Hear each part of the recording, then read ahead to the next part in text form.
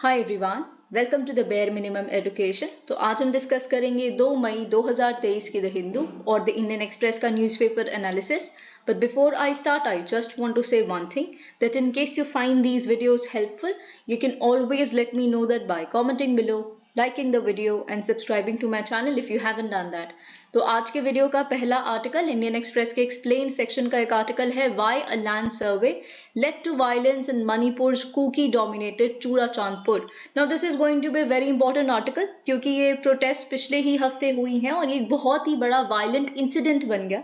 तो of course आपको मणिपुर में कौन सी ट्राइबल कम्युनिटीज हैं, कौन सी एथनिक कम्युनिटीज हैं, वो आपके प्रीलिम्स के पर्सपेक्टिव से पता होना चाहिए, क्योंकि मैच द फॉलोइंग में कि कौन कौन से ट्राइबल ग्रुप्स कौन कौन से प्री डोमिनेंट रीजन्स को ऑक्यूपाई करते हैं वो आ सकता है। और आया भी है, आप PYQs उठाकर देख सकते हैं। अगर हम मेंस के पर्सपेक्टिव से बात करें तो आप जानते हैं एक बहुत ही प्रोबेबल क्वेश्चन, क्योंकि हमारे प्राइम मिनिस्टर, हमारे home minister, the current ruling government, they have been talking a lot about north east. और साथ ही में आप जानते हैं कि नॉर्थ ईस्ट में आज से कुछ सालों पहले ऑफ कोर्स बीजेपी का कोई भी एक स्ट्रॉन्ग होल्ड नहीं हुआ करता, तो north east was of course not accepting this party.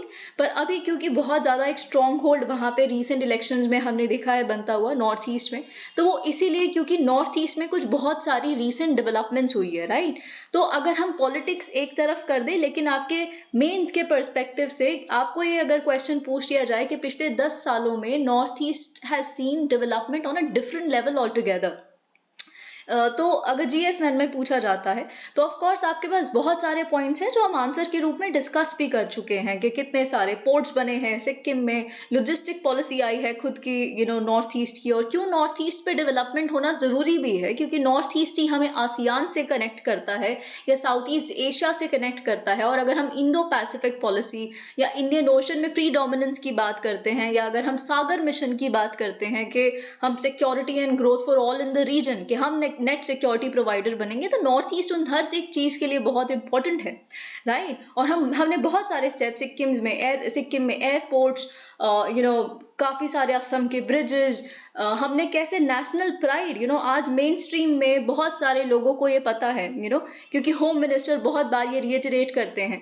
कि फ्रीडम स्ट्रगल में जो फ्रीडम फाइटर्स नॉर्थ ईस्ट से बिलोंग किया करते थे, आपको एक दो नाम से ज्यादा शायद ही पता होगा, पर टू ऑल क्रेडिट्स, मतलब जो करंट रूलिंग पार्टी है सेंट्रल लेवल पे, they have been very consistent on that front कि हमें और भी फ्रीडम फाइटर्स के बारे में पता होना चाहिए जो नॉर्थ ईस्ट से आते हैं, तो एक नेशनल प्राइड भी उन्हें दी गई है।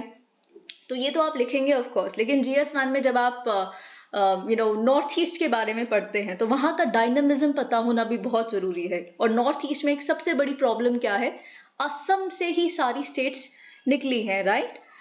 तो असम का ऑलमोस्ट हर एक नॉर्थ ईस्टर्न स्टेट के साथ कोई ना कोई बाउंड्री कॉन्फ्लिक्ट है। अगर हम कहते हैं कि international boundary disputes of India with China और से पाकिस्तान, या फिर हमारी बाउंड्री डिमार्केशन नहीं हुई है, तो हमारी बाउंड्री डिमार्केशन असम और बाकी स्टेट्स, मेघालय, बहुत सारी और स्टेट के साथ अभी भी पेंडिंग है।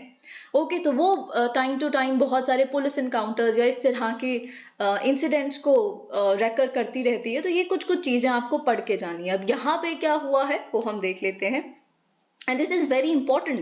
क्यों नॉर्थ ईस्ट एक सेंसिटिव एरिया है, वो इसीलिए क्योंकि वहाँ के जो एथनिक कम्युनिटीज हैं, उनके खुद के कुछ कल्चर्स हैं, उनके खुद के कुछ ट्रेडिशंस हैं, वो बहुत ही ज्यादा विसिनिटी में रहते हैं एनवायरमेंट के। ओके, तो ये सारी चीजें ऑफ कोर्स आपसे ये भी पूछा जा सकता है क्वेश्चन कि कैसे उनके लिए nature is a different thing, कैसे वहाँ के टाइगर रिजर्व्स अभी हम यहाँ पे कवर करेंगे।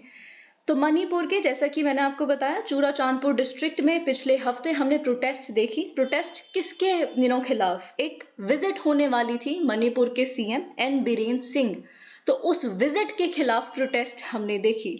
लेकिन जो प्रोटेस्ट है वो एक बहुत ही डेंजरस टर्न उसने ले लिया। वाइल द सिचुएशन इम्प्रूव, लेकिन फाइनली हमने सिचुएशन इम्प्रूव होते देखी है, पर जो सरकार के खिलाफ एंगर है, it is nothing but growing. और एंगर किस कम्युनिटी में है? कुकी ट्राइबल बॉडीज में। तो Kuki tribes are very very angry against the government. Okay, अब देखिए यहाँ पे हमने देखा सेक्शन 144 लगता हुआ, नाइट कर्फ्यू लगता हुआ, मोबाइल इंटरनेट सर्विसेज को टेम्परेरली सस्पेंड कर दिया गया चूरा चांदपुर डिस्ट्रिक्ट में और उसके आसपास के नेबरिंग एक डिस्ट्रिक्ट में फैजावल में। ओके तो ये दोनों डिस्ट्रिक्ट्स हैं, चूरा चांदपुर और फैजावल, जो जहाँ पे कुकी ट्राइब डोमिनेट करती है। ठीक है, तो आपको ये भी पता होना चाहिए। और which was the epicentre, so these areas were actually the epicentre of violence. What happened, तो हुआ क्या, जो इंडिजिनस ट्राइबल लीडर्स फोरम है ITLF, उन्होंने पिछले वेंसडे क्या कहा कि देखिए हमें 8 घंटे का एक शटडाउन करना है इस डिस्ट्रिक्ट में। क्यों, क्योंकि हम सरकार का जो लैंड सर्वे है उसको अपोज करना चाहते हैं, उसके खिलाफ प्रोटेस्ट करना चाहते हैं। अभी हम देखेंगे लैंड सर्वे क्यों किया गया या फिर क्या इनकी डिमांड्स हैं बेसिकली। और फोरम यानी कि ITLF ये भी कहता है कि देखिए हम अब नॉन कॉपरेशन अपनाएंगे। सरकार हमारे डिस्ट्रिक्ट में कोई भी नया प्रोग्राम लेके आएगी और हमसे कहेगी कि आप हमारे साथ कॉपरेट करो, तो हम कॉपरेट नहीं करेंगे। The old means non cooperation, civil disobedience, तो यहाँ पे नॉन कॉपरेशन की भी मांग की गई। तो ये जो प्रोटेस्ट थी वो शुरू होने वाली थी 8 बजे, सुबह 8 बजे से थर्सडे। ओके तो बेसिकली यही वो समय था जब चीफ मिनिस्टर बीरेन सिंह ने वहां आना था। ठीक है, एक जिम को इनॉग्रेट करने के लिए। ये एक्चुअली एक सॉर्ट ऑफ पर्सनल विजिट थी, you will get to know about it, लेकिन ये कुछ और ही टर्न हो गया। थर्सडे को सुबह 8 बजे ये प्रोटेस्ट शुरू होनी थी, लेकिन वेंसडे नाइट को ही क्या होता है, एक मॉब जिम में घुस जाता है, जो एक ST स्पोर्ट्स कॉम्प्लेक्स में है, वहां की चेयर्स जला देते हैं, पूरे वेन्यू को तबाह कर देते हैं। ओके तो और एक और वेन्यू जहां पे बीरेन सिंह ने पब्लिक रैली को एड्रेस करना था, it was completely devastated by the mob. तो ये जो वायलेंस की पिक्चर्स हैं वो अभी भी आप जानते हैं सोशल मीडिया पे सरफेस कर रही हैं। बीरेन डिसाइडेड टू, लेकिन बीरेन ने तब भी कहा the chief minister, even then he said कि I would go ahead with this visit. Okay लेकिन फिर उसके बाद क्या हुआ, डेमोन्स्ट्रेटर्स ने क्या किया, they tried to storm a venue where officials and a significant number of people, तो CM के अराइवल के लिए एक जगह पर वेट की जा रही थी, बहुत सारे ऑफिशियल्स, बहुत सारे लोगों द्वारा। तो उस वेन्यू को जाके बेसिकली क्या किया, वहां पे आग लगाना है, वहां डिस्ट्रक्शन करनी शुरू की। ओके तो पुलिस ने रिटेलिएशन में क्या किया, क्योंकि पुलिस तो ऑफ कोर्स वहां प्रेजेंट थी, तो पुलिस ने रिटेलिएशन में टीयर गैस छोड़ी। ठीक है, ताकि प्रोटेस्टर्स को डिस्पर्स किया जा सके। और फिर इसके बदले में मतलब देखिए जो वायलेंस है ना, वायलेंस का जवाब वायलेंस, फिर उसका काउंटर जवाब भी वायलेंस ही होता है। ठीक है, तो पुलिस ने क्या, ऑफ कोर्स पहले प्रोटेस्टर्स ने वायलेंस की, फिर उसके बाद पुलिस ने वायलेंस की टीयर गैस से, और फिर उसके बाद प्रोटेस्टर्स ने रिटेलिएट किया पत्थर फेंक के। ठीक है, स्टोन पेल्टिंग। तो in the clash what happened, एक policeman was injured, 2 protesters were arrested finally, जिन्होंने इसको मॉब को लीड किया होगा। तो ये सिचुएशन बहुत टेंस हो गई इन कंक्लूजन, तो इसीलिए मजबूरन एन बीरेन सिंह को अपनी विजिट को कॉल ऑफ करना पड़ा। The confrontation between the police and the protesters were on, तो ये आधी रात तक ये जो कॉन्फ्रंटेशन है वो चलती रही। And the same night a forest range office situated, okay तो उसी एरिया में एक फॉरेस्ट रेंज ऑफिस भी था, तो उसको भी आग लगा दी गई। बहुत सारी property worth lakhs of rupees was destroyed. Okay तो अब देखिए हम जान लेते हैं कि कुकी ग्रुप्स कह क्या रहे हैं। तो जो ट्राइबल बॉडीज हैं, पर्टिकुलरली कुकीज, थोड़ी और कम्युनिटीज भी हैं पर सबसे ज्यादा प्रीडोमिनेंट कुकीज की कुछ डिमांड है। दे आर वेरी अनहैप्पी जो एक लैंड सर्वे कंडक्ट किया जा रहा है स्टेट द्वारा, क्योंकि उन्हें ये डर है कि उनकी इविक्शन हो जाएगी, जहां पर वो रहते हैं अपने घरों से उनको निकाल दिया जाएगा। ओके अब ऐसा क्यों लग रहा है उन्हें, मे बी आप कह सकते हैं कि सिर्फ फियर्स ही हैं और इसमें कुछ सब्सटेंस नहीं है, तो कुछ सब्सटेंस है इसमें और हम वो देखना चाहेंगे। Okay after last weeks events the ITLF has said it would continue, तो अभी भी देखिए जो ITLF है वो यही कह रही है, हम नॉन कोऑपरेशन जारी रखेंगे। ओके क्योंकि ये एक मॉब होता है, हम सब ऐसे नहीं हैं, हम तो नॉन कोऑपरेशन की बात कर रहे हैं, हमने वायलेंस के बारे में नहीं सोचा था, एक ग्रुप ये भी कह रहा है। तो हम नॉन कोऑपरेशन जारी रखेंगे, सरकार के साथ कोऑपरेट नहीं करेंगे जब तक सरकार नलीफाई नहीं कर देती 1966 के एक गवर्नमेंट ऑर्डर को। 1966 का एक गवर्नमेंट ऑर्डर क्या कहता है कि कुछ ट्राइबल एरियाज जो हैं उन्हें प्रोटेक्टेड या रिजर्व्ड फॉरेस्ट डिक्लेयर कर दिया जाएगा। अब देखिए जिस भी एरिया को प्रोटेक्टेड या रिजर्व फॉरेस्ट डिक्लेयर कर दिया जाता है वहां पे आप ऑक्यूपाई नहीं कर सकते, रेजिडेंट्स वहां नहीं रह सकते, ठीक है। इट ऑफ कोर्स डिपेंड्स कि किस तरह का ट्राइबल, किस तरह का प्रोटेक्टेड एरिया है वो, लेकिन जो प्रोटेक्टेड फॉरेस्ट है, रिजर्व्ड फॉरेस्ट है, वहां पे आप अगर कोई कम्युनिटी वहां रहती है तो ऑफ कोर्स उनको एविक्ट करना पड़ेगा, ठीक है। तो कूकीज का ये कहना है कि 1966 का ये जो गवर्नमेंट ऑर्डर है declaring tribal areas as protected और reserved forest, it should be nullified.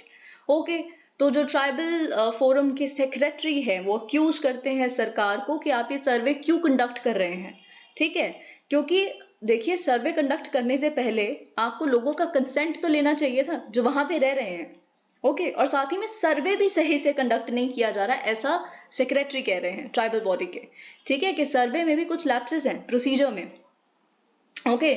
और the survey was carried out for the Churachandpur Khaupam protected forest across 3 districts of Churachandpur, Bishnupur and None। तो basically 3 district में survey conduct किया गया था, but without people's consent as the tribal body says.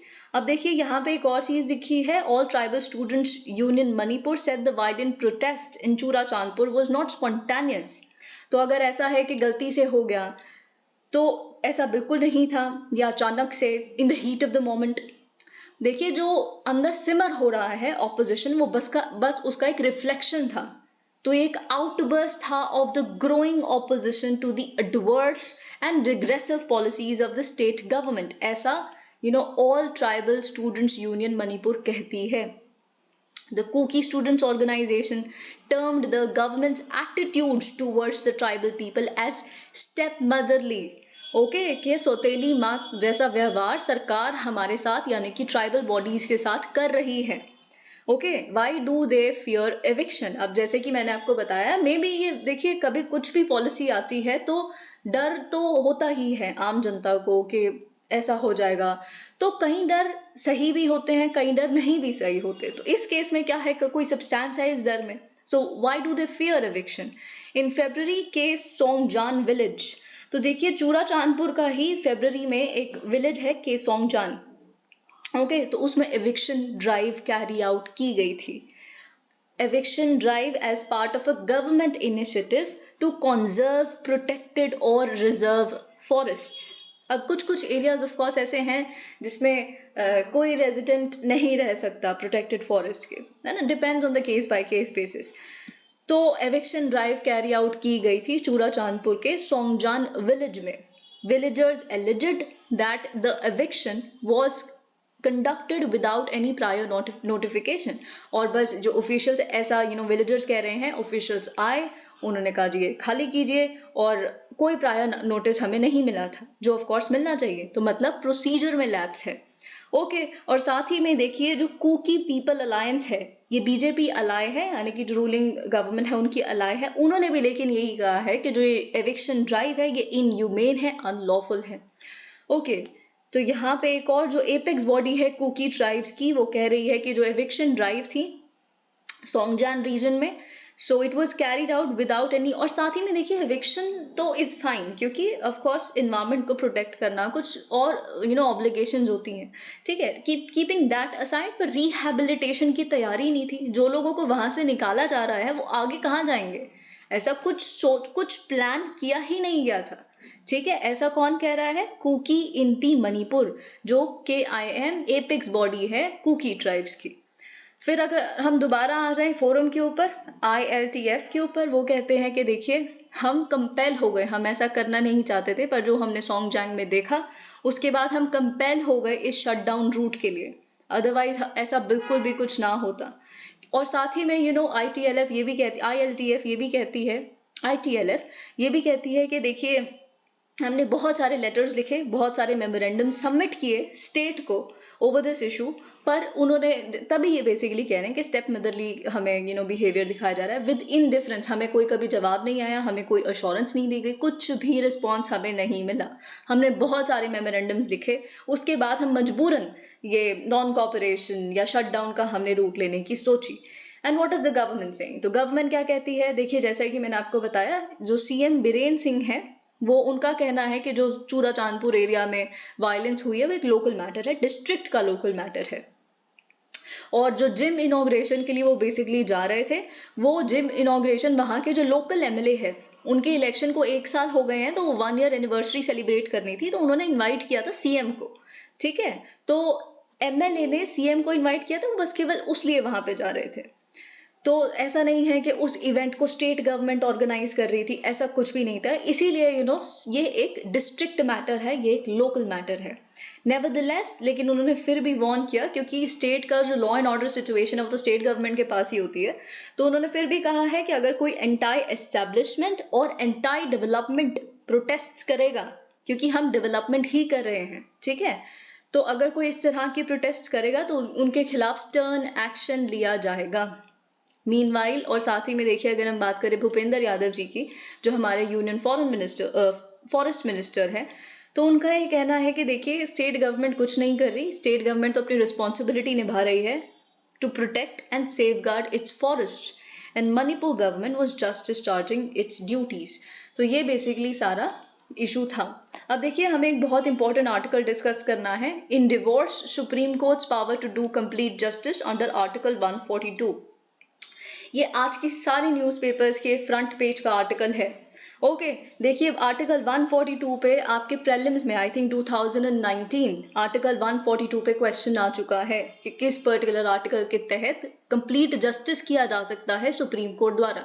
Supreme court law नहीं बना सकती, supreme court execution नहीं कर सकती, सुप्रीम कोर्ट पे बहुत सारी रिस्ट्रिक्शंस हैं, लेकिन आर्टिकल 142 के तहत अगर किसी सामने वाली पार्टी को जिन्होंने पिटिशन डाली है सुप्रीम कोर्ट में, उनको रिलीव करना है किसी ग्रीवेंस से, या उनके साथ कंप्लीट जस्टिस करना है, तो सुप्रीम कोर्ट कुछ भी कर सकती है। ओके, तो ये बेसिकली एक जनरलिस्टिक जिस्ट है इस पर्टिकुलर आर्टिकल का।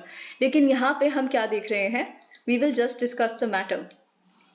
एक 5 जज कॉन्स्टिट्यूशन बेंच ने सुप्रीम कोर्ट के मंडे को कहा है कि देखिए हम अपनी प्लेनरी पावर को एक्सरसाइज करते हुए आर्टिकल 142 क्लॉज 1, आर्टिकल 142 क्लॉज 1 क्या कहता है वो भी हम डिस्कस करेंगे। आर्टिकल 142 क्लॉज 1 के तहत कंप्लीट जस्टिस कर सकते हैं।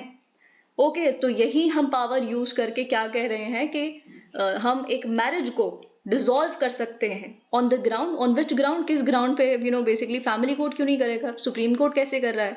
तो सुप्रीम कोर्ट कह रहा है कि देखिए अगर जो मैरिज है इट हैड ब्रोकन डाउन इररिट्रीवेबली, मतलब रिट्रीवेबल का मतलब होता है जो रिवर्सेबल है, जहां से वापस जाया जा सकता है, चीजें ठीक हो सकती हैं अभी भी, लेकिन इररिट्रीवेबल का मतलब है कि जब अब वो there is no going back, nothing can improve, it is an unworkable situation. Okay, तो अगर इस तरह के स्तर पे एक मैरिज, एक रिश्ता पहुंच गया है तो उसको हम डिसॉल्व कर सकते हैं using our powers under article 142 clause 1 without referring the parties to a family court. Okay, क्योंकि फैमिली कोर्ट में आप जानते हैं कम से कम 6 से 18 महीने वेट करना पड़ता है एक डिवोर्स के लिए, एक डिक्री के लिए डिवोर्स के, बाय म्यूचुअल कंसेंट। और 6 से 8 महीने कहना तो एक बात है, पर कभी कभी बहुत पेंडिंग क्योंकि केसेस हैं फैमिली कोर्ट्स में, तो इसीलिए और टाइम लग सकता है। Okay, the bench led by Justice S.K. Kaul held that the court could, in the exercise of this power, waive the mandatory। तो इसीलिए क्योंकि complete justice का मतलब हम कुछ भी कर सकते हैं, ठीक है, immediate justice के लिए हमें, हमारे सामने जो पिटिशनर है उसको हम immediately justice देना चाहते हैं, तो एक जो कंडीशन है डिवोर्स की वो ये है कि 6 महीने का वेटिंग पीरियड लगेगा ही लगेगा, ठीक है, कि क्या पता रिकंसिलिएशन हो जाए, क्या पता सुलह हो जाए और दोनों दोबारा एक साथ रहने लगे, तो वो 6 महीने का मैंडेटरी पीरियड भी हम वेव ऑफ कर सकते हैं। ओके, तो ये 6 महीने का पीरियड कहाँ से आता है, the Hindu marriage act 1955। And we can, जैसे कि मैंने बताया, अगर इररिट्रीवेबल ब्रेकडाउन हो चुका है मैरिज का तो हम डिसॉल्व कर सकते हैं मैरिज को, even if one of the parties was not willing, even if one party कहती है नहीं हम सुलह कर सकते हैं, लेकिन वो तो आप कोर्ट के सामने कह रहे हो सकता है कि आप कोर्ट के सामने ऐसा कह रहे हो नहीं हम सुलह करना चाहते हो, बहुत पीटते हो आप घर जाके, और वो लड़की या लड़का जो भी है जिसके साथ कुछ गलत हो रहा है वो नहीं रहना चाहता, ठीक है।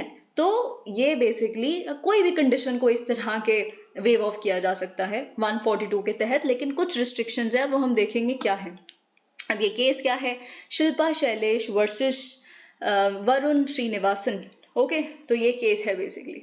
करंट प्रोसीजर, तो क्या प्रोसीजर है डिवोर्स का हम देख लेते हैं। अगर हम HMA यानी कि हिंदू मैरिज एक्ट 1955 की बात करें तो सेक्शन 13B जो है वो कहता है कि देखिए डिवोर्स हो सकता है बाय म्यूचुअल कंसेंट, दोनों ही लोग एक दूसरे के साथ नहीं रहना चाहते, ये शादी नहीं निभाना चाहते, तो ऑफ कोर्स म्यूचुअल कंसेंट है दोनों का, दोनों कैन गेट सेपरेटेड। तो अगर आपको बेसिकली ऐसा करना है, so the both of the parties to the marriage must together file a petition to the district court.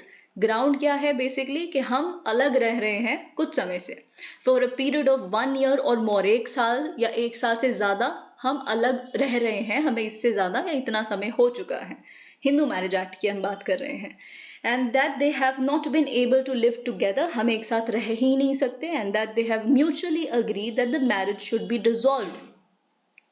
Okay, अगर हम बात करें सेक्शन 13B सब सेक्शन 2 की, अभी हमने सेक्शन 13B ही पढ़ा, लेकिन उसका सब सेक्शन 2 ही अगर हम देखें HMA का ही, तो पार्टीज बेसिकली, अब देखिए क्या हुआ, मैंने पहला जो मोशन है या पहला एक पिटिशन है वो डाल दी है, ठीक है, कि मैरिज डिसॉल्व हो जानी चाहिए, हम वैसे ही अलग रह रहे हैं, it is an unworkable sort of situation, please dissolve करो, ठीक है। तो अब क्या हुआ है, इस बात को 6 महीने हो गए हैं, तो कम से कम 6 महीने होने चाहिए इससे पहले कि मैं एक सेकंड मोशन डालूं बिफोर द कोर्ट। ओके, तो नॉट मतलब 6 महीने से पहले मैं बेसिकली नहीं एक मोशन डाल सकती। ओके, लेकिन of course not later than 18 months also. तो ये 6 to 18 मंथ्स वाला चीज थी यहाँ पे, ठीक है। The parties must move a second motion before the court not earlier than 6 months after the date of presentation for the first petition and not later than 18 months after the said date if the petition is not withdrawn in the meantime.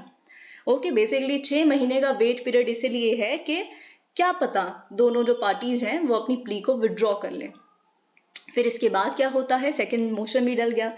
The court shell on being satisfied after hearing the parties both of them and after making such an inquiry as it deems fit, maybe neighborhood से पूछना हो, maybe रिश्तेदारों से कुछ पूछना हो, कुछ भी फ्रेंड से पूछना हो, है ना, तो that the averments in the petition are true, जो भी चीज एक दूसरे पे कुछ एलिगेशन लगाई है या जो भी रीजन दिए गए हैं वो बिल्कुल सही है, तो आप एक डिक्री दे सकते हैं डिवोर्स की, declaring that the marriage is dissolved with effect from the date of the decree. जिस दिन ऑर्डर आया है उस दिन से मैरिज खारिज हो गई है। A petition for divorce by mutual consent can be moved.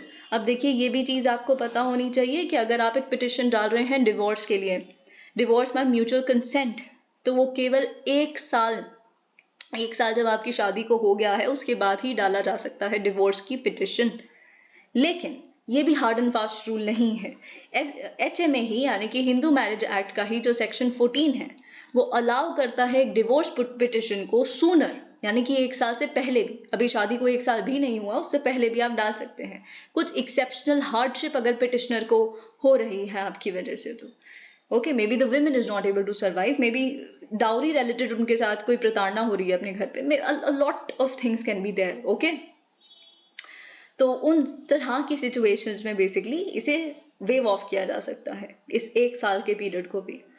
A waiver of the 6-month waiting period under section 13B subsection 2 can be sought. तो अगर देखिए अगर हम चाहते हैं कि 6 महीने, तो देखिए अभी क्या मैंने आपको बताया कि 1 साल का वेवर मिल सकता है, कि 1 साल बाद ही आप पिटिशन डाल सकते हैं, इसमें भी वेवर मिल सकता है, यानी कि जरूरी नहीं है 1 साल बाद ही आप शादी की पिटिशन डालें, तो वेवर वहां भी मिल सकता है जो 6 महीने का पीरियड है, 6 month ऑफ वेटिंग पीरियड, ठीक है। तो उसमें भी बेसिकली अगर आप फैमिली कोर्ट में यही लिखें कि देखिए हम 6 महीने भी वेट नहीं कर सकते, अभी के अभी डिसॉल्व कर दो, we just sort of wanted to be done here and now, okay, तो वो भी ऑफ कोर्स कुछ एक्सेप्शनल सर्कमस्टांसेस है और वो भी एक्ट प्रोवाइड करता है, तो वो वेवर भी मिल सकता है। अगर हम बात करें सुप्रीम कोर्ट की ही एक रूलिंग की, 2021 की ये रूलिंग है, अमित कुमार वर्सेस सुमन बेनीवाल, तो उसमें सुप्रीम कोर्ट ने क्या कहा है कि देखिए, और of course this is how things work, अगर थोड़ा सा भी चांस है रिकंसिलिएशन का, हाउएवर स्लाइट, ओके, तो जो कूलिंग पीरियड है 6 months का डिवोर्स पिटिशन और सेकंड मोशन के बीच में, इसे एनफोर्स किया जाना चाहिए।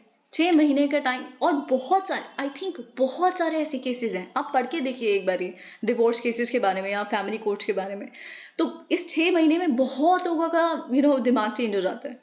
तो अगर ऐसा है तो इट मस्ट बी एनफोर्स, लेकिन if there is no possibility of reconciliation it would be meaningless, वो कोई फायदा ही नहीं है 6 महीने आगे देके, ठीक है। It would be meaningless to prolong the agony of the parties to the marriage. the process of obtaining a degree of divorce is often time consuming. जैसे कि मैंने आपको बताया कि फैमिली कोर्ट्स में ऑलरेडी बहुत सारे केसेस होते हैं, तो बहुत टाइम कंज्यूमिंग हो जाता है. अब हम आते हैं आर्टिकल 142 पे. तो जो सब सेक्शन है या क्लॉज 1 है आर्टिकल 142 का, ओके, तो सुप्रीम कोर्ट कहती है कि देखिए, under sub section 1 of article 142 the supreme court में pass such decree or make such an order as is necessary for doing complete justice in any cause or matter. And any decree, जो भी वो decree होगी या order हम देंगे, it shall be enforced through out the territory of India. ऐसा नहीं है कि हम आज ये ऑर्डर दे रहे हैं तो आप आज कर्नाटका में हैं, कल अगर आप यूपी चले जाएं तो यूपी वाले लोग कहें कि नहीं हम नहीं मानते, आप जब कर्नाटका में थे तब दिया गया था. ऐसा it can not be so. This is completely rubbish, right. While the power available under Article 142 is sweeping, वही चीज, although हमें ऐसा लग रहा है कंप्लीट जस्टिस में तो सब कुछ आ सकता है, कुछ भी किया जा सकता है, किया गया भी है. अगर आप विशाखा गाइडलाइंस पढ़ें, बहुत सारे ऐसे केसेस है. लेकिन जो सुप्रीम कोर्ट है वो खुद को ही लिमिट कर लेता है अपनी जजमेंट्स के थ्रू. बेसिकली बहुत सारी लिमिटेशंस खुद पे ही लगा देता है. तो इसीलिए सुप्रीम कोर्ट ने डिफाइन किया है कि इस कंप्लीट जस्टिस का स्कोप क्या है, एक्सटेंट क्या है. ठीक है, अगर हम देखें एक majority opinion in Premchand Garg as early as 1962 का ये केस है. तो इस केस में क्या होता है, it laid down that an order to do complete justice must not only be consistent. तो बेसिकली यहाँ क्या लिखा है कि फंडामेंटल राइट्स को ना ब्रीच कर दे. कंप्लीट जस्टिस का मतलब ये नहीं है कि हम कह दें कि कंप्लीट जस्टिस होना चाहिए लेकिन राइट टू इक्वालिटी नहीं. कंप्लीट जस्टिस के उसमें जैसे फॉर एग्जांपल किसी ने कहा कि हमारे साथ प्रताड़ना हुई है क्योंकि हम इस पर्टिकुलर बैकवर्ड कास्ट को बिलोंग करते हैं, तो बेसिकली कंप्लीट जस्टिस के लिए आप ये कह दो कि सामने वाले को मार दो, तो वो तो राइट टू लाइफ, आर्टिकल 14, हर चीज के खिलाफ हो गया. तो फंडामेंटल राइट्स को नहीं आप ब्रिज कर सकते. Your order, your decree has to be consistent with the fundamental rights guaranteed by the constitution. और साथ ही में इनफैक्ट जो सब्सटेंसिव प्रोविजंस हैं स्टैट्यूटरी लॉज के, यानी कि अगर कुछ ऑर्डिनरी लॉज भी हैं, जिस तरह का केस आपके पास आया है उससे रिलेटेड कोई लॉ होगा तो उसका सब्सटेंस क्या है, सब्सटेंस के कुछ प्रोविजंस होंगे, उसका जिस्ट क्या है. ठीक है, एक्सेप्शंस में मत जाओ, वो क्या कहता है, क्या करना चाहता है बेसिकली. ओके, तो उसको उससे भी कंसिस्टेंट होना चाहिए. तो ये बेसिकली प्रेमचंद गर्ग में हमें पता चलता है. द 7 जज बेंच, फिर उसके बाद प्रेमचंद गर्ग को अपहोल्ड भी किया जाता है एक 7 जज बेंच द्वारा AR अंतुले में, यानी कि 1988 के केस में. अब हम आते हैं Bhopal gas tragedy, Union Carbide Corporation versus Union of India 1991. We have been discussing this case very very often lately, क्योंकि आप जानते हैं कि इसमें कंपनसेशन को बढ़ाने की बातचीत चल रही थी. तो 1991 के इस जजमेंट में सुप्रीम कोर्ट कहती है कि देखिए, हमें पता है कि आर्टिकल 142 क्लॉज 1 या सबसेक्शन 1, इसका स्कोप बहुत ही वाइड है और it confers power at an entirely different level and of different quality. एक बहुत ही अलग तरह का पावर है आर्टिकल 142. ओके, और I think article 142 for example, जैसे विशाखा गाइडलाइंस की हम बात करें, जब अगर किसी चीज से related, for example sexual harassment act, posh act basically, तो पॉश एक्ट जैसी कोई चीज, यानी कि sexual harassment at work place जैसी कोई चीज एग्जिस्ट नहीं करती थी उस समय जब विशाखा गाइडलाइंस आई. तो विशाखा गाइडलाइंस आने वाले 10 साल से ज्यादा बेसिकली लॉ का काम उन गाइडलाइंस ने किया, क्योंकि आर्टिकल 142 जैसा कुछ एग्जिस्ट करता है. ओके, अब अगर हम प्रेजेंट केस की बात करें, जो शिल्पा शैलेश वर्सेस श्रीनिवासन केस है, डिवोर्स केस, ये बेसिकली ओरिजिनली फाइल किया गया था 2014 में, जहां पे पार्टीज ने कहा कि देखिए हमें डिवोर्स चाहिए अंडर आर्टिकल 142. ओके, तो while granting divorce to the parties, the supreme court said कि आप प्लीज, सुप्रीम कोर्ट कहती है डिवोर्स देते हुए बेसिकली पार्टीज को कि हम डिपार्ट कर सकते हैं प्रोसीजर से as well as existing substantive laws से, only if the decision to exercise the power under article 142 clause 1 is based on considerations of the fundamental general public policy and fundamental specific public policy. हम कोई भी procedure को avert कर सकते हैं, तोड़ मोड़ सकते हैं, या फिर हम कोई भी एग्जिस्टिंग सब्सटेंसिव लॉज को भी अबाइड नहीं कर सकते, उससे डिपार्ट कर सकते हैं केवल तब जब जो हमारा ऑर्डर है it is based on fundamental general public policy and fundamental specific public policy. अब इसका मतलब क्या है? जनरल, देखिए फंडामेंटल तो मतलब है कि सबसे प्रीडोमिनेंट और सबसे इंपॉर्टेंट है ना, तो जो बिल्कुल ही आप कह सकते हैं नींव है एक चीज की, ठीक है। तो फंडामेंटल का मतलब तो आपको पता है। अब आता है जनरल और स्पेसिफिक। तो जनरल कंडीशंस क्या होती है पब्लिक पॉलिसी की? Fundamental right, secularism, federalism, basic feature of the constitution. ये तो बेसिक चीजें हैं, जनरल चीजें हैं। हमारा ऑर्डर इसके खिलाफ नहीं जा सकता। ओके अब स्पेसिफिक पब्लिक पॉलिसी क्या होता है? Specific public policy as it is written here as was defined by the court to mean some express preeminent prohibition in any substantive law and not stipulations and requirements to a particular okay for particular statute। अब देखिए यहाँ पे specific का मतलब क्या है? अगर उस लॉ में ही जो उस पर्टिकुलर मैटर से, उस केस से डील करता है, अगर ऐसा लिखा है कि सुप्रीम कोर्ट ये नहीं कर सकती, तो उन चीजों को भी मद्देनजर रखा जाएगा, ठीक है। या फिर कोई भी और इस तरह की प्री एमिनेंट प्रोहिबिशन उस लॉ में ही लिखी है कि आप ये कर ही नहीं सकते और इसका रीजन ये है, तो उसको भी अवॉइड करना पड़ेगा आपको। Irretrievable break down, what factors can court. अब देखिए क्या फैक्टर्स बेसिकली कोर्ट देख सकती है कि क्या वर्केबल मैरिज है, क्या अनवर्केबल मैरिज है। Okay during the pendency of the case last year the court said that it would, तो कोर्ट जब एक साल पहले पेंडेंसी चल रही थी इस केस की, तो कोर्ट ने कहा कि देखिए हम डिटरमाइन करेंगे कि क्या रूल्स फॉलो करें अगर हमें मैरिज को डिसॉल्व करना है डायरेक्टली अंडर आर्टिकल 142, क्या रूल्स होने चाहिए। तो फर्स्ट और मोस्ट ऑब्वियस कंडीशन तो ऑफ कोर्स यही है कि कोर्ट फुली कन्विंस होना चाहिए, सेटिस्फाइड होना चाहिए कि मैरिज टोटली अनवर्केबल है, इमोशनली डेड हो चुकी है, कोई इमोशंस बचे ही नहीं है दोनों के बीच में, एक दूसरे, दोनों देख नहीं सकते एक दूसरे को, and it is beyond salvation and therefore dissolution of marriage is the right solution and the only way forward. Okay, the court laid down the following factors. तो फैक्टर्स क्या है? पीरियड ऑफ टाइम कितना हो चुका है, कि period of time कितना था कि वो साथ रहे शादी के बाद, और लास्ट टाइम कब साथ रहे थे, क्या नेचर ऑफ एलिगेशंस हैं एक दूसरे के खिलाफ या एक दूसरे के फैमिली मेंबर्स के खिलाफ।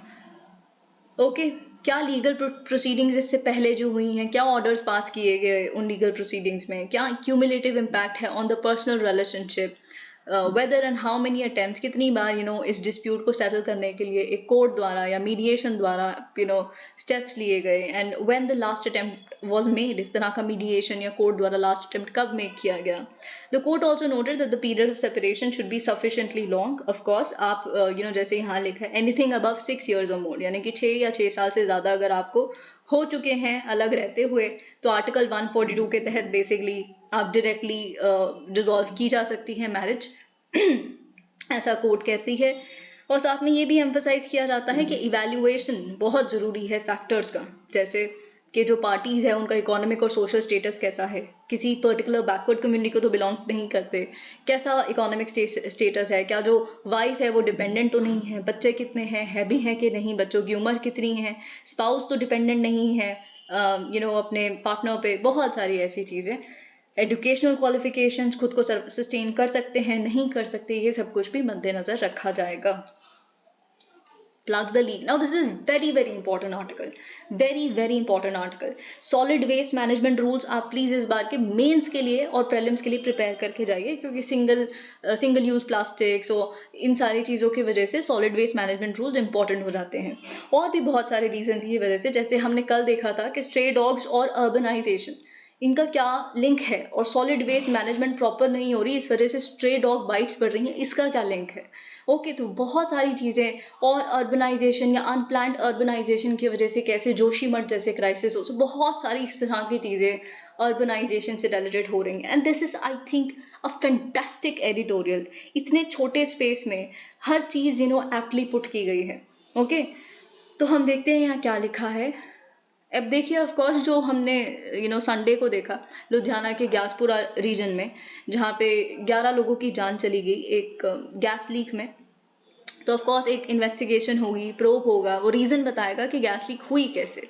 लेकिन एक चीज़ है जो ऑथर कहते हैं वो क्लियर है कि जो लीक है वो प्रेसिपिटेट एटलीस्ट इनहैंस या फैसिलिटेट तो इस वजह से हुई है, एक ओपन सीवर में केमिकल रिएक्शन हुआ है, मोस्ट प्रॉब्ली ये कहा जा रहा है हाइड्रोजन सल्फाइड, जैसा हमने कल देखा था। तो ओपन सीवर में एक केमिकल रिएक्शन हुआ जिसकी वजह से मोस्ट प्रोबेबली ये गैस लीक जैसा कोई सिचुएशन हुई और लोग सफोकेट हुए और उनकी जान चली गई। ठीक है, तो जो FIR है इंसिडेंट की वो कहती है कि some people usually get rid of, FIR कहती है that some people usually get rid of industrial waste by dumping it in sewage lines.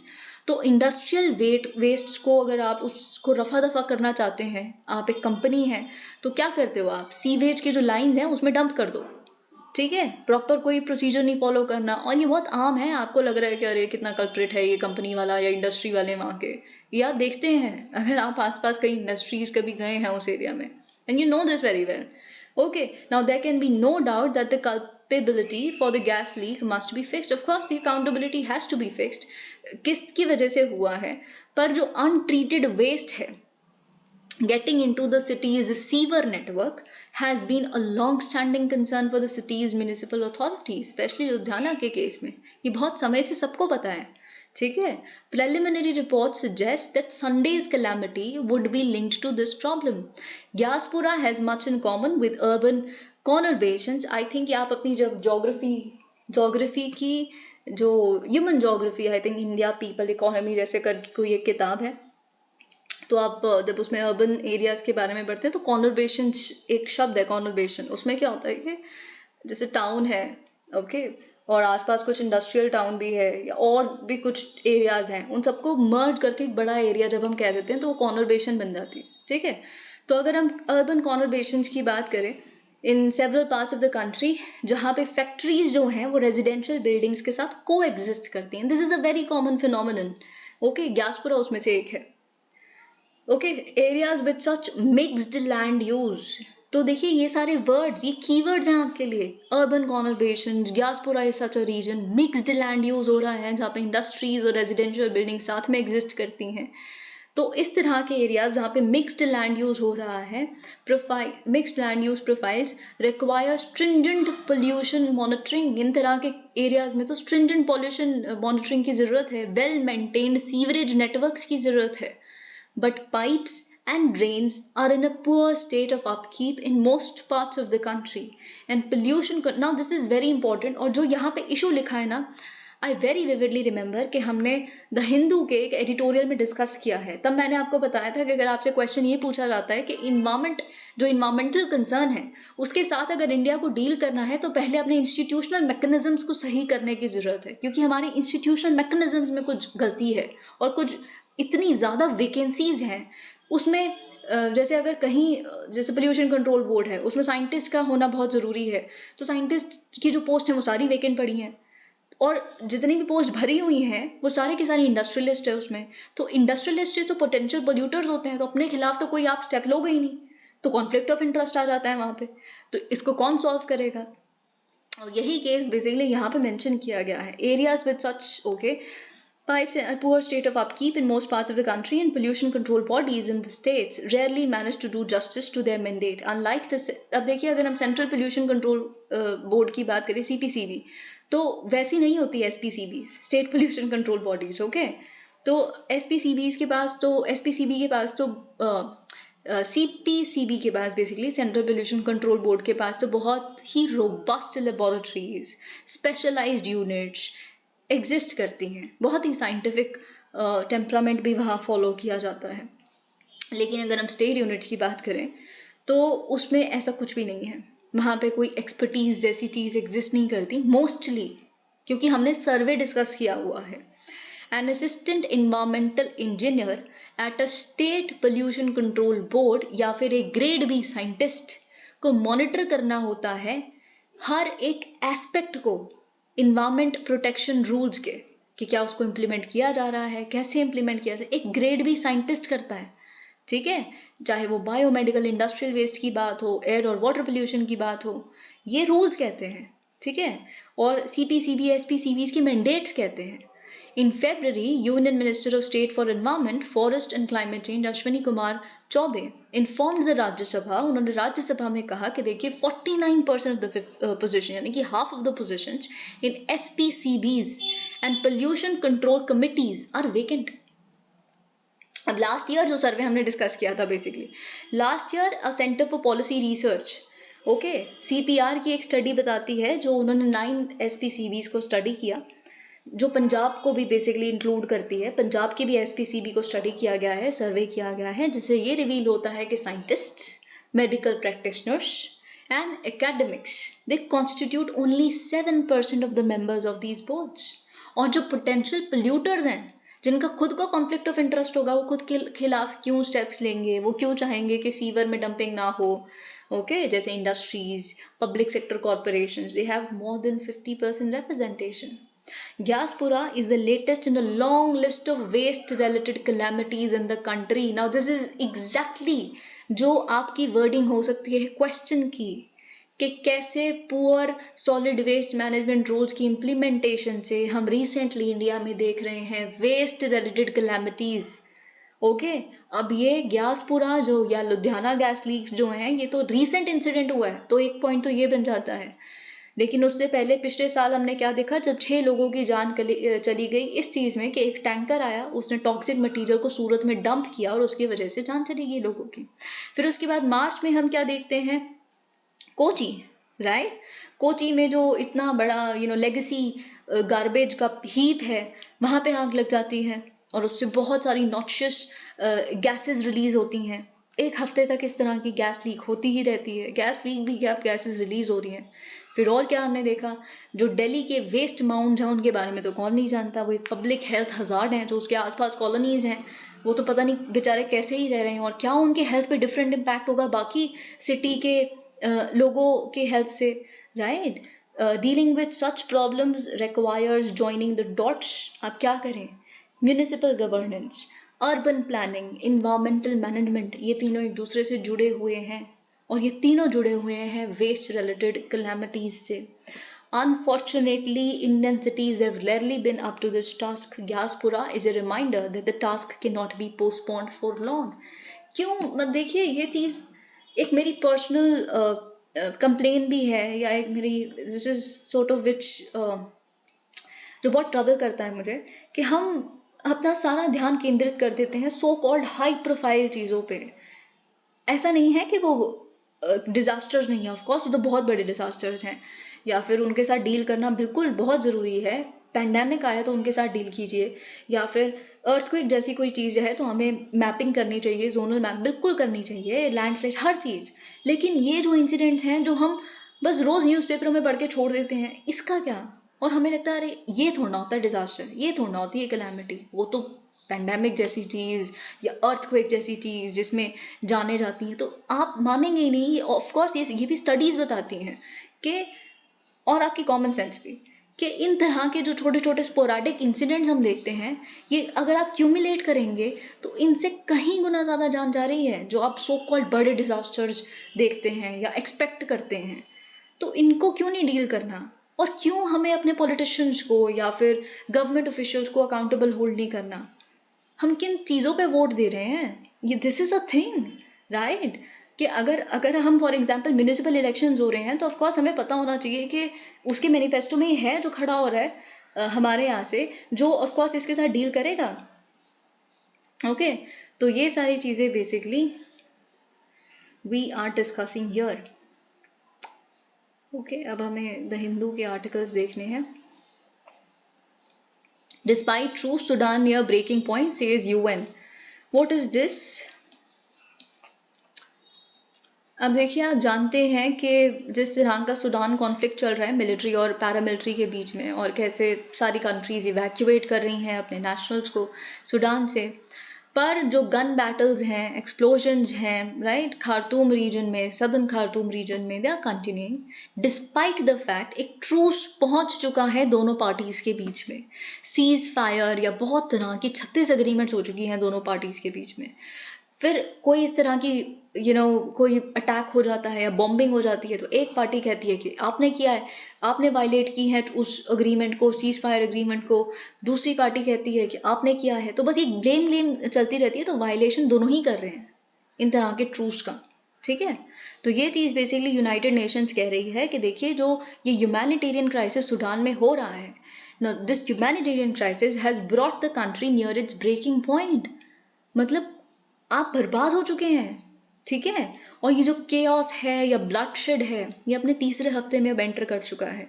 और कितना तरह का जो हम रिफ्यूजी क्राइसिस, एक्सोडस, जो मास एक्सोडस हुआ है, tens of thousands of Sudanese to neighbouring countries like Egypt, Chad, central African republic. और इन लोगों के कोई राइट्स नहीं है बाकी कंट्रीज में, और पूरी जिंदगी के लिए इनको अपने राइट्स के लिए तड़पना पड़ेगा। ठीक है, तो यही तो होता है। और आप देखिए, सबसे ज्यादा हैरानगी की बात है कि ये जो दोनों पार्टीज लड़ रही हैं इसमें किसी और की जान नहीं जा रही, आप ही के लोगों की जान जा रही है। किसी लिए लड़ाई? यही तो यूनाइटेड नेशंस ने भी कहा, या फिर रशिया ने, या फिर यूएस ने कहा कि किसी भी प्री कंडीशन के बिना इसको खत्म कर दीजिए। खत्म इन द सेंस इसको स्टॉप कीजिए। More than 500 people have been reported killed. 500 से लोगों की ज्यादा जान जा चुकी है, इससे ज्यादा ही काउंट होगा most probably. Okay, millions of Sudanese around the capital and beyond have sheltered in their homes. बहुत सारे लोग अपने घर से बाहर नहीं निकल रहे, और घर में ना पानी है ना खाना है, फिर भी घर में ना पावर है घर में, लेकिन बंद करके रखा है, क्योंकि जिस तरह के जेट्स या वॉर प्लेन्स आसपास होवर कर रहे हैं खुद को उससे बचाने के लिए। ओके, तो वही सारी बातें यहाँ पे लिखी है। While foreign nations have evacuated thousands of their citizens by air, road and sea, some 50,000 Sudanese have fled overland to neighbors. 50,000 is huge. This is what United Nations say. UN holds talks on Afghan crisis in Qatar without Taliban. तो basically क्या हुआ है, United nation ने बोला है कि Qatar में हम क्या करेंगे, करीबन 25 कंट्रीज के डेलीगेशन जाएंगी और हम बात करेंगे कि क्या किया जाए। तालिबान ये जो लड़कियों को या विमेन को काम नहीं करने देना चाहती, या वो पब्लिक साइट में रहे ही ना, या गर्ल्स को स्कूल नहीं देना, क्या किया क्या जा सकता है इसको रिवर्ट करने के लिए। तो अब ये जो मीटिंग हो रही है कतर में, इसमें तालिबान को, उनके डेलीगेशन को इनवाइट नहीं किया गया है, क्योंकि उन्हीं को तो कैसे प्रेशराइज किया जा सकता है इस बारे में बात करनी है। तो अब तालिबान का कहना है कि देखिए, हम तो एंगेज करना चाहते हैं वर्ल्ड के साथ, और हमारा इंटरनल मैटर है ना, विमेन को हम कुछ भी करें, हम नहीं उनको काम करने देना चाहते, वो हमारा इंटरनल मैटर है। तो आप इसको क्यों लिंक कर रहे हैं? डीलिंक कर दीजिए इन दोनों चीज़ों को, हमें बात करने दीजिए। हम भी चाहते हैं डेवलपमेंट, बड़े बड़े इंफ्रास्ट्रक्चर प्रोजेक्ट्स का हम बने पार्ट, पर हम जो अपने इंटरनल मैटर्स में कर रहे हैं उसको कुछ मत कीजिए, उसको मत देखिए। ठीक है, कि इस वजह से आप हमें कहीं इनवाइट नहीं करेंगे। ओके, तालिबानी इज द ग्रेट पीपल, पता नहीं कहाँ से ये उनको। खैर, Uzbekistan president wins referendum to rewrite the constitution. This is very important, क्योंकि उज्बेकिस्तान में आप जानते हैं सेंसरशिप का एरा रहा है काफ़ी सालों से, क्योंकि एक पोस्ट सोवियत कंट्री है उज्बेकिस्तान। तो अब जो रेफरेंडम के माध्यम से नया कॉन्स्टिट्यूशन लिखा जाएगा, इस कॉन्स्टिट्यूशन की वजह से बहुत ही वाइड प्रेस फ्रीडम मिलेगी, बहुत ही सारे ह्यूमन राइट्स मिलेंगे, विमेन राइट्स मिलेंगे। तो क्या हुआ है, जब रेफरेंडम कंडक्ट किया गया कि क्या नया संविधान लिखा जाए, तो उसमें मैक्सिमम लोगों ने, 90% से ज़्यादा लोगों ने, वोटर्स ने कहा है यस, बहुत ही कम लोगों ने नो के लिए वोट किया है। और उज्बेकिस्तान का लॉ ये कहता है कि अगर 50% ऑफ द वोटर्स जो है they should cast the ballots for a referendum, तभी उसको वैलिड कंसिडर किया जाएगा। तो 50% से तो बहुत ऊपर है। ओके, और कितने लोगों का टर्न आउट था? 80%, 84.54% लोग आए थे वोट करने के लिए, विच इज़ ह्यूज कंट्री का। बाकी बहुत सारे लोग सीनियर सिटीजन हो सकते हैं जो वोट नहीं करने आ पाए, या बच्चे, बहुत सारे और लोग। ठीक है, तो और देखिए, जैसा कि मैंने बताया, the president of course is very happy, Uzbek president Shavkat Mirziyoyev. ठीक है, तो ये यही चाहते थे, क्योंकि इनका भी कुछ यहाँ पे कॉन्फ्लिक्ट ऑफ इंटरेस्ट है। नया संविधान क्या करेगा, इनके टर्म को बढ़ा देगा। अभी क्या है, ये ऑलरेडी अपना दूसरे टर्म में है, तो 2026 में एक्सपायर होने वाला है। लेकिन अब ये कॉन्स्टिट्यूशन नया क्या करेगा कि एक जो प्रेसिडेंट है वो, उसका एक टेन्योर 7 साल का होगा, और वो मैक्सिमम 2 बार लड़ सकता है। और अभी जो ये बेसिकली दूसरे टर्म में है, ये माना ही नहीं जाएगा। अब इन्हें एक्स्ट्रा 14 ईयर्स मिल जाएंगे, यानी कि 7 साल फ्रेश देखा जाएगा ना, नया संविधान, नई कंट्री बन गई ऑलमोस्ट। ठीक है, तो 7 साल प्लस 7 साल 14 साल और मिल गए। तो लेकिन लोगों को पता है क्या है, इस बात से कोई दिक्कत नहीं है। मैक्सिमम अब देख लीजिए 90%, तो उनको जो अच्छी चीज़ें हैं ना वो दिख रही हैं, क्योंकि बहुत सारे जर्नलिस्ट हैं वो कह रहे हैं कि हमें पता है सेंसरशिप क्या होती है। तो we are very happy, we are very hopeful कि सेंसरशिप हटाई जाएगी, मीडिया फ्रीडम आएगी एंड ऑल ऑफ दैट। और भी बहुत सारी चीज़ें विमेन राइट्स के बारे में, जैसे यहाँ लिखा है कि एक विमेन ही कहती हैं कि मुझे सबसे अच्छी बात इसके बारे में ये लगी है कि अब कोई भी जैसे जो मैन है वो फिजिकल अब्यूज़ या वायलेंस करता है फिजिकली अपनी वाइफ के साथ, तो उसे प्रोसिक्यूट किया जाएगा और उसे 12 साल की सज़ा होगी। तो इन रीजंस की वजह से बेसिकली बहुत सारे लोगों ने येस में जवाब दिया है। Okay, Government bans 14 apps in JNK, cites use by terror groups. तो देखिए गवर्नमेंट ने जम्मू कश्मीर में कुछ 14 ऐप्स हैं, एप्लीकेशंस हैं जो अब से नहीं चलेंगी। तो ये बेसिकली यूनियन होम मिनिस्ट्री की रिकमेंडेशंस पे किया गया है। और कौन कौन सी ऐप्स हैं ब्रीफली अगर हम देखें, और बेसिकली इसीलिए क्योंकि रिपोर्ट्स ये बताती हैं, इंटेलिजेंस ये बताती है कि ये जो ऐप्स हैं, क्योंकि सीक्रेसी ऐप्स हैं, जब भी आप देखिए कभी यूट्यूब पे या वैसे भी सर्च करेंगे 5 टॉप सीक्रेसी ऐप्स, यानी कि जिससे बस आप जिससे भी बात करना चाहते हैं उनसे बात हो, ऐसे व्हाट्सएप जैसे या ऐसे इंस्टाग्राम जैसी चीज़ें ना हो, तो उन ऐप्स में ये टॉप पे आती हैं। ओके, तो कौन कौन सी, और ये बेसिकली टेररिस्ट यूज़ कर रहे थे, इस वजह से इंटेलिजेंस ये बताती है। तो कौन कौन सी ऐप्स हैं, इफ़ वी जस्ट, तो देखिए रिकमेंडेशन ये भी थी कि स्नैपचैट को भी इंक्लूड किया जाए। और पता कैसे चला, देखिए बहुत सारे लोगों को डिटेन कर लिया जाता है, बहुत सारे टेररिस्ट को या मिलिटेंट्स को, और फिर जब उनके फ़ोन चेक किए जाते हैं तो कौन कौन सी ऐप्स उन्होंने डाउनलोड किया और कैसे बात करते हैं एक दूसरे से, ये पता लग सकता है। ऑफकोर्स पता चल ही जाता है उनको अरेस्ट करने के बाद। तो फिर हमें पता चला कि अच्छा ये ऐप्स हैं, तो फिर अब हमने उनको बैन किया है कि जम्मू कश्मीर में ऑपरेट ही नहीं करेंगे। तो रिकमेंडेशन ये भी थी कि स्नैपचैट को भी बैन कर दिया जाए, पर स्नैपचैट को बैन नहीं किया गया है, होम मिनिस्ट्री ने नहीं किया बैन इसको। और जैसे कि यहाँ पे लिस्ट ऑफ ऐप्स लिखी है, थ्रीमा एक ऐप है, एक मैसेजिंग ऐप है जिसमें आप पे करते हैं, सब्सक्रिप्शन पे करते हैं अगर आप इसको यूज़ करना चाहते हैं। Threema is one such app. Zangi is also an app, एक पॉपुलर प्राइवेट मैसेजिंग ऐप है। इसमें फ़ोन नंबर की भी ज़रूरत नहीं होती अगर आपको रजिस्टर करना है, so this also has been band. और बहुत सारे ब्लॉक्ड ऐप्स हैं जैसे क्रिपवाइजर, बी चैट। ओके, तो ये इनकी वेबसाइट से कहती हैं कि ब्लॉकचेन टेक्नोलॉजी को यूज़ करते हैं to encrypt the messages sent by users. कोई से बेसिकली एनक्रिप्शन का मतलब यही है ना कि जो टेररिस्ट के लिए तो सबसे अच्छी बात यही होगी कि कोई गवर्नमेंट ऑफिशियल इसे इंटरसेप्ट नहीं कर सकता। ओके, वाइकर मी, बहुत सारे ऐसी ऐप्स को बैन किया गया है। एक ब्रायर बेसिकली, ब्रायर क्या है, इसमें ब्लूटूथ, क्योंकि अगर आपके पास इंटरनेट भी नहीं है तो आप Bluetooth to Bluetooth users communicate कर सकते हैं एक दूसरे से। तो और भी बहुत सारी ऐप्स यहाँ लिखी हैं। फायरफ्लाई, जो बेसिकली लोग जो प्रोटेस्टर्स हांगकांग में थे तो उसको यूज़ किया करते थे। प्रो डेमोक्रेसी प्रोटेस्ट, आप जानते हैं, नेशनल सिक्योरिटी लेजिस्लेशन के खिलाफ जो चाइना लेके आई थी, तो उसको भी, फायरफ्लाई को भी बैन कर दिया गया है। तो वो सारी बातें यहाँ पे लिखी हैं। Okay, let me just check. India leads in laundering Russian oil and selling to Europe report. Okay, now this is very important. यहाँ पे एक रिपोर्ट आई है और ये रिपोर्ट कुछ नया नहीं बता रही, इससे पहले भी एक रिपोर्ट आ चुकी है जो हमने डिस्कस की थी, ये बस उसको कंफर्म करती है।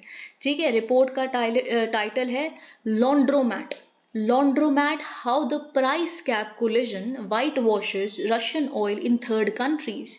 ये किसने रिलीज की है? Centre for research on energy and क्रिया ने।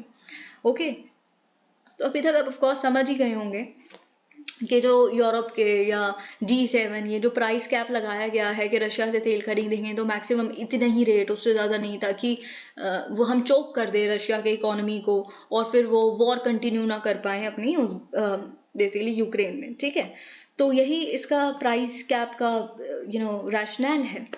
तो लेकिन आपके इस प्राइस का क्या फ़ायदा, जो यूरोपियन बायर्स हैं और इनफैक्ट जो थर्ड कंट्रीज़ हैं जो रशिया से ही डिस्काउंटेड ऑयल ले रही हैं, फिर उसको रिफाइन कर देती हैं, पेट्रोलियम प्रोडक्ट्स को फिर आप ही को बेच देती हैं, और सिर्फ उनकी गलती नहीं है और इसमें कुछ गलत वाली बात नहीं, क्योंकि आप ही के बायर्स ले रहे हैं। तो इससे क्या हुआ है कि ये लॉन्डर किया जा रहा है, ठीक है, रशियन ऑयल को इन अ डिफरेंट फॉर्मेट। और लॉन्ड्रिंग में भी तो यही होता है, मनी लॉन्ड्रिंग में। तो इंडिया लीड करती है, इंडिया टॉप नंबर पे आ रही है, टॉप 5 कंट्रीज में से नंबर 1 पे आती है इंडिया, जैसे लॉन्ड्रोमैट के रूप में बेसिकली मेंशन किया गया है। जैसे they buy Russian oil and sell processed products to European countries, दस तो उस सैंक्शन का, यूरोपियन सैंक्शन का अगेंस्ट रशिया कोई फ़ायदा नहीं है। तो एक फिनलैंड बेस्ड ग्रुप है जिसने ये लेटेस्ट फिगर्स निकाली है for the first quarter of 2023। Okay, तो वही सारी बातें यहाँ पे लिखी हैं। जैसे यहाँ एक एग्जाम्पल भी बताया है कि कैसे जो इंडियन सेलर्स हैं, यूरोपियन बायर्स हैं, of they possibly circumvent the sanctions by selling crude products from a refinery इन गुजरात। जो गुजरात में एक रिफाइनरी है वो को ओन की जाती है bye Russian oil company Rosneft. तो वहाँ से यूरोपियन बायर्स उनके साथ कॉन्टैक्ट करते हैं, they buy the products and things like that. Okay, तो I think there is nothing else here, you know about the. और आप जानते हैं, देखिए जो जामनगर डिस्ट्रिक्ट है वो लीड करता है एक्सपोर्ट्स में वैसे भी, और सबसे ज़्यादा पेट्रोलियम एक्सपोर्ट्स में। Inaugural ASEAN India maritime exercise in South China Sea from today. तो यहाँ से हमें क्या पता चलता है कि हमारा जो साउथ ईस्ट एशिया या एक्ट ईस्ट पॉलिसी या इंडो पैसिफिक या थिंग्स लाइक दैट, तो उसमें एक नया स्टेप, हम एक स्टेप फर्दर ले रहे हैं इंडिया आसियान के इस रिश्ते को या मिलिट्री कोऑपरेशन को बढ़ाने के लिए, क्योंकि हम अपनी पहली यानी कि maiden ASEAN India maritime exercise AIME conduct कर रहे हैं। It is set to begin on Tuesday यानी कि आज, with war games in South China Sea. Yes, the very same sea जहाँ पे इतने conflicts exist करते हैं चाइना के, with Vietnam, Thailand, Japan and other such countries. तो वही बातें यहाँ लिखी। आप जानते हैं जो Rajnath Singh defence minister India के, वो मालदीव्स अभी रिसेंटली गए हुए थे कि हम ये वेसल देंगे एंड बहुत सारी ऐसी बातें। तो मालदीव्स भी हमारे इंडो पैसिफिक रीजन में ही आता है। और जैसा कि यहाँ लिखा है, the Navy Chief Admiral R. Hari Kumar is in Singapore. Okay, तो सिंगापुर में भी एक्सरसाइज के लिए वो बेसिकली हैं, और साथ ही में वो पार्ट लेंगे in the international maritime defence exhibition IMDEX 2023 an international maritime security conference also, जो सिंगापुर ही होस्ट कर रहा है। अगर हम बात करें IMDEX की, तो ये जो मैरीटाइम या नेवल डिफेंस इवेंट है, इसको पहली बार 1997 में कंडक्ट किया गया, और फिर उसके बाद से अभी देख लीजिए 50 डेलीगेशन जिसमें पार्ट ले रही हैं। तो हर साल एक्सपैंड करते हुए हैं और आज 50 डेलीगेशन। ओके, तो राजनाथ सिंह जी जैसे मालदीव्स में हैं 3 दिन की ट्रिप, तो उसमें भी वही सारी बातें। और वैसे एयर चीफ मार्शल जो हैं VR चौधरी, वो अपनी 4 दिन की विजिट पे हैं श्रीलंका। तो हम बेसिकली अपनी नेवी को स्ट्रेंथन कर रहे हैं। Indian naval ship Satpura and Delhi with Rear Admiral Gurcharan Singh, the flag officer commanding Eastern Fleet, arrived at Singapore। तो वही सारी बातें यहाँ पे लिखी है कि क्या करेंगे, interoperability, seamless operation in the maritime domain. यही होता है हर तरह की इस तरह की कोऑपरेटिव एक्सरसाइजेज में। और साथ ही में हम मालदीव्स के साथ टेररिज्म के खिलाफ, रेडिकलाइजेशन के खिलाफ काम करेंगे। Okay, thank you so much, please like the video.